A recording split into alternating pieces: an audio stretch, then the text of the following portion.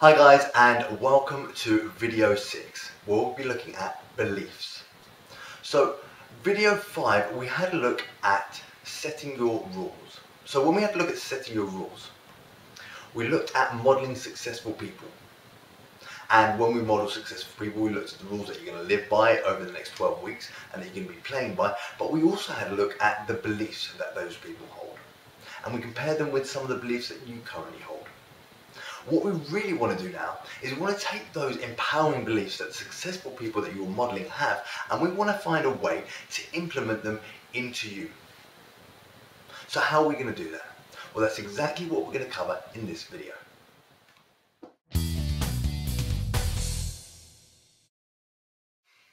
So what are beliefs? Well, beliefs are, in the simplest of forms, what you hold to be true. And that phrasing, what you hold to be true, is almost literally correct. Because there are parts of your brain, your reticular activating system, that have no other purpose than to prove you right. So what you believe, your brain goes out and seeks evidence to prove that to be the true for you. And some beliefs, that's absolutely okay. Beliefs like I'm wonderful, or I can earn lots of money, or people love me. They're wonderful beliefs to have. They're empowering beliefs that help you get towards your goal. And that's great. But sometimes you have disempowering beliefs. Negative beliefs, if you will. Beliefs that are going to take you away from your goal, or at least stop you moving towards your goal and achieving what you want to get.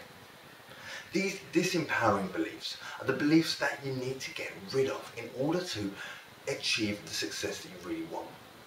In fact, what we'd ideally like to do, given the modeling practice that we did in the last video, is take all the old beliefs that we have that are disempowering, get rid of them, and then reprogram instead new positive empowering beliefs, potentially the beliefs that the successful people we were modeling in the last video currently hold true. So that's what we're going to be doing right now.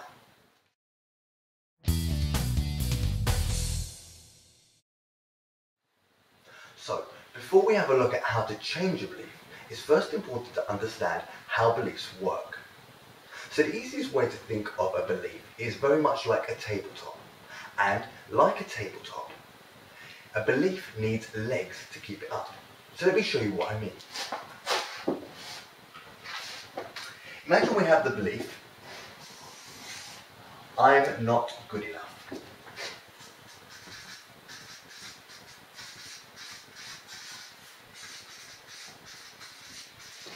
Now, if we have this belief, I'm not good enough, it must have some reasons to support that belief. So, maybe when this person was 3 years old, their brother told them they couldn't play with them. So my brother said, I can't play with me. Brother says, I can't play. And then later in school, maybe they asked a girl out and she said no. So maybe Sally wouldn't go out with me. Sally wouldn't go out with me. And then maybe another reason they have is, I don't earn enough money. Not enough money, right? And I'm overweight. And my boss the other day told me I was useless. There's another reason, another leg.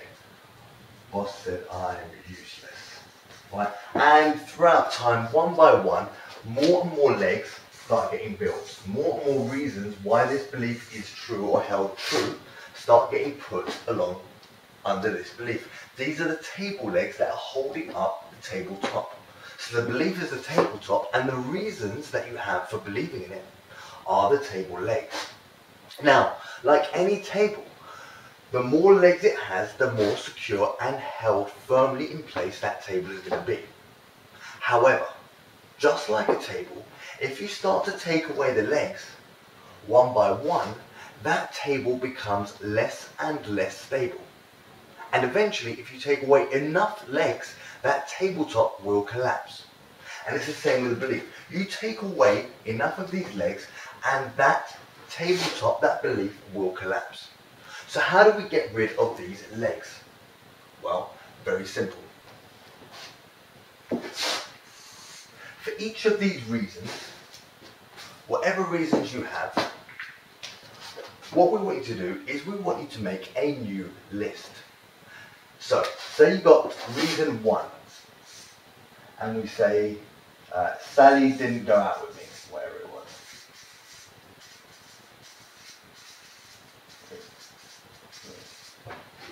Okay?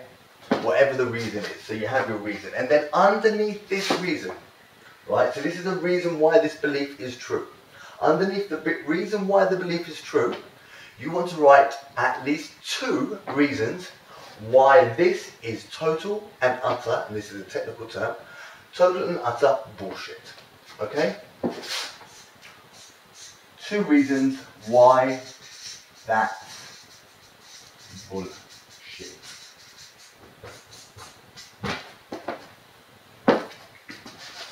And you want to go through and do this for every single one of the legs that you have for your belief. So, you start with your belief and you start eliciting what reasons do you have, why do you believe this?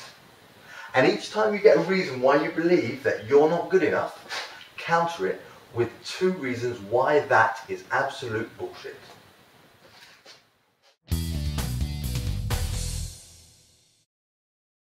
So, if it's true for a negative belief, that the more legs it has, the more reasons you have for believing it, the more that you hold it true. It must also be true for a positive belief. So, the other way to change your belief is to have a look at the flip side of the coin. So let's say you have a negative belief, as we were looking at before, of I'm not good enough. So you have I'm not good enough. And you have all of these legs as we talked about. Now, the flip side of the coin, let's have a look at the other belief. Maybe you have a belief, the flip side of the coin is I am absolutely perfect as I am. Maybe you have that is the exact opposite belief of I'm not good enough, is I'm absolutely perfect as I am. Now, if we start to build this up, what's going to happen to the other belief? Well, is it possible to hold 2 opposing beliefs in one's mind to be true at the same time? Can you believe that you are not good enough and that you are good enough at the same time? No, you can't. You can only believe one of the 2. So, what we've been doing on the first part of this exercise, the first part of this video, is having a look at getting rid of and sweeping away legs from a negative belief. But the other thing that you can do is take a new empowering belief and start to build legs underneath that. And start to list off reasons why this new empowering belief is true. Create, as a conscious and manual process, new reasons for this belief. And at the same time take your disempowering belief and start sweeping away the legs by ridiculing and showing why the old previous reasons you had for this are total rubbish. Now, you may find that you have some of the most ridiculous reasons that come up. It doesn't matter what reasons have come up for supporting your belief.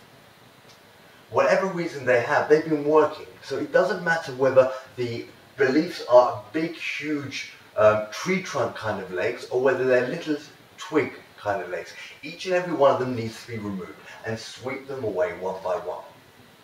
And you'll notice that the more and more legs that get swept away, the more unstable that belief is. So the easier it is to sweep other legs out, to get rid of other old reasons behind that belief. So essentially what we're doing here is we're in the process of taking your disempowering beliefs, I'm not good enough, and so forth, and questioning the reason behind it. Taking each of the reasons for this belief, I'm not good enough, and questioning it. You've got one reason why you're not good enough, 2 reasons come to counterbalance that, why that reason is total, utter bullshit. And then In the opposite time, the opposite side of the scale at the same time, we're looking at empowering beliefs and we're creating new reasons. Now again, some of these reasons that you create for your empowering beliefs, you might find initially in your head to be flimsy or not that strong. That's okay. You've probably got a hell of a lot of flimsy reasons for your disempowering beliefs too, and those have kept it strong enough. It will keep this tabletop up just as much as it kept that one up. So it doesn't matter about whether you think your reasons are good enough or not. It's a matter of simply adding as many reasons as you can. So that is how we change our beliefs. Now, how that links into the previous video. In the previous video, we looked at the beliefs that successful people would have. So when you've got the beliefs that successful people have, what you're going to do is find where you have conflicting beliefs. And essentially what we've got now is the exact same thing. So you've got here the successful people's beliefs that you're modeling and your conflicting disempowering beliefs. And you're going through a process of knocking the legs away on your disempowering beliefs and stacking legs up underneath here on the new empowering belief. And here's the thing about it all, it's a process. So don't expect that in 2 seconds you're going to change your beliefs. But what you will notice over these 12 weeks is as you become more and more aware of what your beliefs are, you'll become more and more aware of what your reasons are. And throughout these 12 weeks, you can begin to make that change. And that is what this 12-week challenge is really all about. Slowly, bit by bit, finding out where things aren't going exactly how you want them, and then making the adjustments.